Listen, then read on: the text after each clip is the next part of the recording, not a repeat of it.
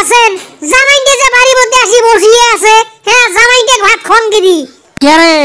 তুই তোর জামাইক ভাত খাবো কি দি মানে কালকে না আমি হাট থেকে বাজার খরচ করে ধরে আসলু সেই খরচগুলো কি তুই একে রাতে খায় ফেলাছিস আউ আউ আউ ও মা মা মুই মেলা বেড়ি জোর ভাতারক দেখছং তোমার মতো বউজরানি ভাতার মুই দেখং নাই তোমরা মানুষকে যে বাজার খরচ করি আনছেন বাজারে সব খরচগুলো মুই পাইছং কিন্তু পিএস তো পাং নাই ব্যাগটা মুই উল্টিয়ে ফেল দেয়া টানিয়ে সিরিয়ে মুই দেখলু পুরো জায়গার মধ্যে পিএস নাই তোমরা বাজারের মধ্যে যাও পিএস নিয়ে আইছো মুই তাতে মুরুকতে ধরিয়ে যাব করং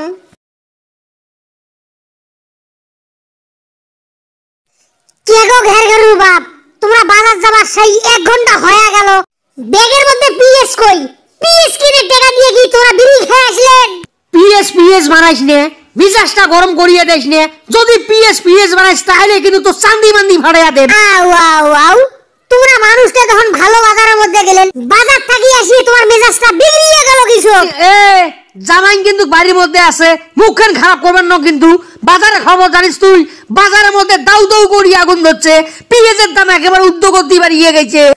তরকারি দেনা নুন কম হলেও খাওয়া যায় ঝাল কম হলেও খাওয়া যায় কিন্তু পিএস ছাড়া তো তরকারি খাওয়া যাবার নয় পিএস ছাড়া যদি তরকারি আনেন সেই তরকারি তো আইস্টেনি রাখবে মুই কিন্তু এই চড়াই গোস্ত আনবেন না তোমার মুই চড়াই গোস্ত আন দিয়ে তোমার জামাই খাওয়াবেন কয়লা যায় না ধুলে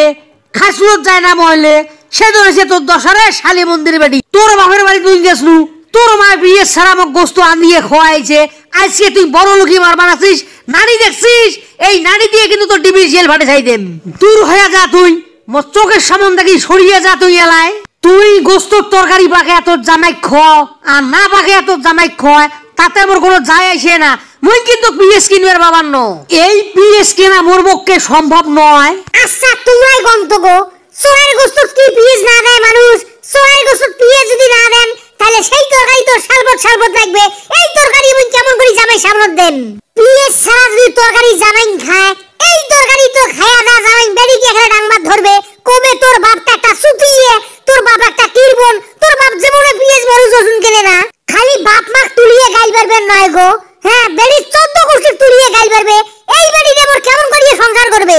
এই তোর বেরির হয় সংসার হোক না হয় না সংসার হোক এটা তাতে মোর কোনো যায় আইছে না হ্যাঁ আমি পিএস কিনবার বাবার ন হাট তো যাইস নিয়ে দিস তো পাইস নিয়ে 1 কেজি পিএসের দাম হলো তোর 140 টাকা একটা পিএস ধরিয়েছ